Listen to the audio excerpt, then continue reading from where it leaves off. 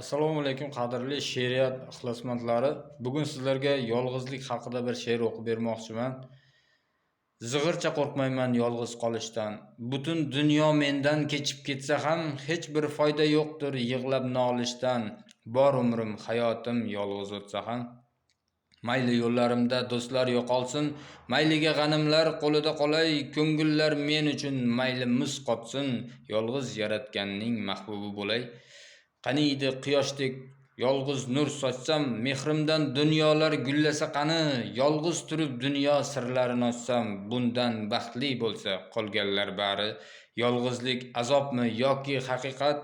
O'zingni hech qachon alday olmaysan, yolg'iz qolganingda chekib nadomat, yaqinlar qilmishin kechira olmaysan. So'nggi so'zim shudur nihoya, yolg'iz kelgan edik, yolg'iz ketamiz. Yagona Robbimning o'zi kifoya, bari bir manzilga yolg'iz yetamiz. Sog' bo'linglar.